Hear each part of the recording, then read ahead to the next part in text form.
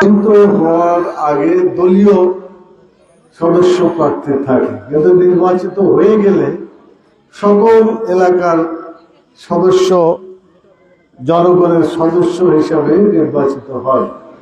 তখন এমপি কোনো দলের হয় না, সে রাজশাহী এক আসনের সকলের জন্যই এমপি হিসাবে নির্বাচিত হয়। তো সেজন্য আমাদের সকলেরই দেলটা বড় হওয়া উচিত। বাড়িতে যদি লোক কম হয় তো আপনাদেরকে এই কম মানুষ নিয়ে চলতে চলতে অভ্যাস হয় যে তারা যা পায় তারও থেকে আরো বেশি কিছু পেতে চায়। কিন্তু যদি সংসার বড় হয় তখন ভাগে একটু কম পড়ে, নাকি বলেন? তো ভাগে কম পড়লে যদি মনটা ঠিক রাখতে হয় তাহলে অন্তরের জায়গাটা বৃদ্ধি করতে হবে। আমাদেরকে আমাদের অন্তরটা একটু বড় করতে হবে, ঠিক কিনা বলেন? তো আলহামদুলিল্লাহ সারা দেশেই আমরা আমাদের জনশক্তিকে বলেছি যে আমরা সবর করব, আমরা বাড়াবাড়ি করব না। বিজয়ী যারা হয় তারা সাধারণত অহংকারী হয়, আর যারা পরাজিত হয় তারা অনেকেই প্রতিহিংসা পরায়ণ হয়।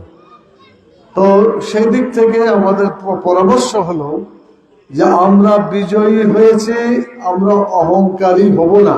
কথা ঠিক কেন বলে? অহংকার হলে জাহান্নামে মানুষ যায়, আর অহংকার যদি না থাকে কোথায় যাবে? জান্নাতে যাবে।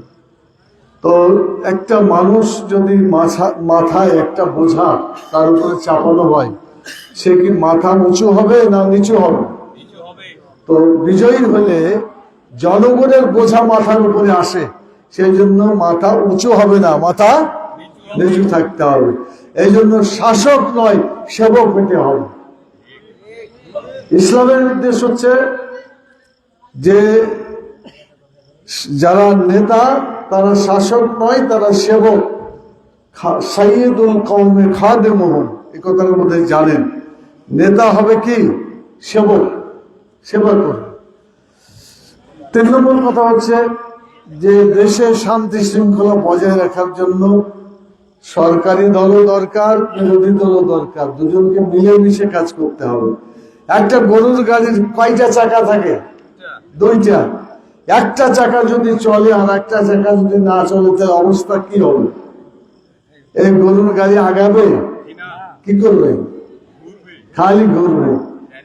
তো যদি কোন দেশে সরকারি দল আর বিরোধী দল সমান তালে ঠিক মতো কাজ করতে পারে তাহলে গতি আগাবে। আর যদি শুধু সরকারি দল লুটপাট করে ব্যস্ত থাকে, মানে সব জায়গায়, এই যে যেসব জেলায় মানে উপজেলায় কোনো নির্বাচিত প্রতিনিধি ছিল না, এখন সেগুলাতে কি নিয়োগ করা হচ্ছে? প্রশাসক নিয়োগ করা হচ্ছে। আপনারা বলেন, সংবিধান বলছে লোকেরা ভোট দিবে এবং সেগুলা গণতান্ত্রিক ভাবে পরিচালিত হবে। কথা ঠিক কিনা বলে? কিন্তু এখন কি ভোটের মাধ্যমে পরিচালিত হচ্ছে নাকি দলের লোক নিয়োগ করে দিচ্ছে? কোনটা? তো দলের লোক যদি নিয়োগ করে তাহলে এটা কি গণতন্ত্র হলো না স্বৈরতন্ত্র হলো? এই স্বৈরতন্ত্র অনুযায়ী দেশটা চলছে। আমি আপনাদের কাছে বলবো, জনগণ ভোট দিয়েছিল 2টা, একটা ছিল সংসদের ভোট আর একটা ছিল গণভোট। সরকারি দল সংসদের ভোটটা গ্রহণ করলো, শপথ নিল, গণভোটটাকে বাদ দিয়ে দিল। কথা ঠিক কিনা বলে? তাহলে সংসদের ভোট ছিল 52% বা 51%, তারা যেটা দাবি করে, আর গণভোটের পার্সেন্টেজ হলো 77%। মানে আমরা হিসাব করে দেখেছি যে হা ভোট আর না ভোট 2,20,00,000 হচ্ছে না বোধক, আর 4,80,00,000 হচ্ছে হা বোধক ভোট। তো হা ভোটটা জামাত ইসলামী দিয়েছিল। কথা ঠিক কিনা বলে? আপনাদেরকে বলা হয়েছিল। তো সেই হা ভোটের পরিমাণ ডবল হয়ে গেছে না এর চাইতে। অতএব এটা প্রমাণিত হয়েছে যে বিএনপির চাইতে জামাতের ভোট ডবল হয়ে গেছে।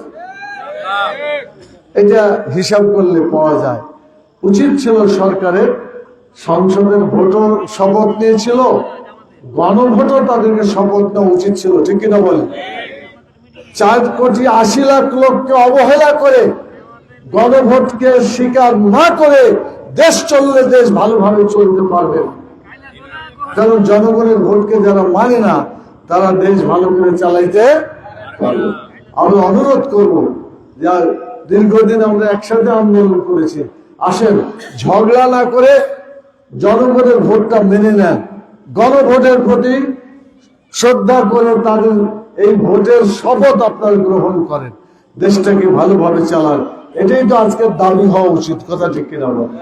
এই জন্য আমরা বলেছি, যদি আপনারা গণভোট না মানেন, এই গণভোট না মানার কারণে পাবলিককে অসম্মান করা হয় এবং জনগণের স্বার্থের বিরুদ্ধে অবস্থান নেওয়া হয়, কথা ঠিক কিনা বলে।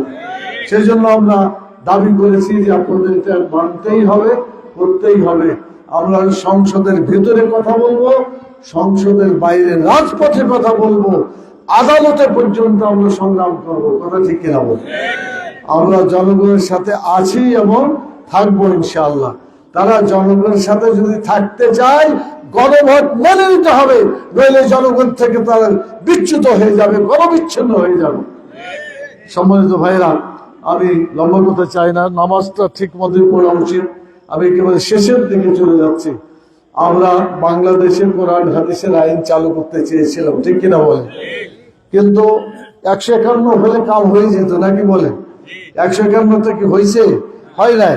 আল্লাহ তাআলা যেটা দিয়েছে আলহামদুলিল্লাহ। এখন আমরা এটা চাই যে তারা আল্লাহর দিনকে মেনে নিক। এই দাওয়াতটা অন্য কেউ দিতে না পারলেও আলহামদুলিল্লাহ আপনাদের এলাকার এমপি কথাটা বলে দিয়েছে, কথা ঠিক কিনা বলে? আলহামদুলিল্লাহ। আপনারা এই নামাজ কায়েমের কথা, যাকাত চালুর কথা, ভালো কাজকে প্রতিষ্ঠা করার কথা, মন্দ কাজ বন্ধ করার কথা, এই কথা জাতীয় সংসদের জোর গলায় বলা গেছে, এটা যায় নাই। আমরা বলতে পেরেছি তো। তো এটা আল্লাহ তাআলার মেহেরবানি, আমাদের দায়িত্ব পালন হয়ে গেছে।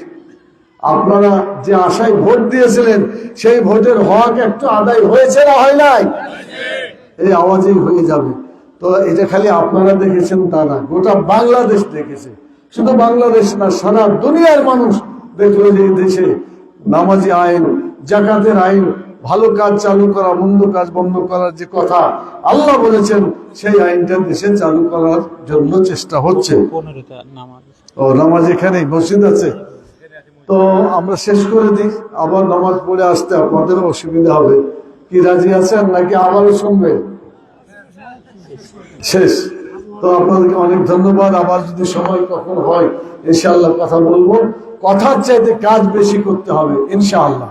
আবার সবাইকে অসংখ্য ধন্যবাদ জানিয়ে, মাছমারার লোকেরা যে ভোট দিয়ে আমাদেরকে নির্বাচিত করেছে, এই জন্য আমার কাছে এবং অনেক ভোট বেশি পেয়েছি আমরা, এই জন্য আল্লাহ শুকরিয়া আদায় করছি। আপনাদের ধন্যবাদ আমরা দিচ্ছি এবং আল্লাহ আপনাদেরও শুকরিয়া আদায় করছি। আল্লাহ তাআলা আমাদের সবাইকে ভালো রাখুন, সুস্থ রাখুন, পরিবারের প্রতি সালাম দিবেন। আমরা সবাইকে অসংখ্য ধন্যবাদ জানিয়ে শেষ করি। আমার সাথে দোয়াটা পড়েন।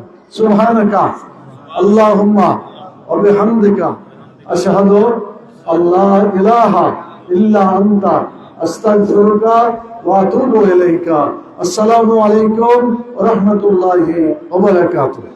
সম্মানিত উপস্থিতি, আমরা নামাজের পরে যাদের ব্যক্তিগত কাজ আছে, আপনারা এমপি মহোদয়ের সাথে ব্যক্তিগত কাজগুলো করে যাবেন, অসুবিধা নাই। আমরা নামাজের পরে সাক্ষাতের সুযোগ দেব। সবাইকে নামাজে যাওয়ার জন্য অভিনয় অনুরোধ জানাচ্ছি। আসসালামু আলাইকুম।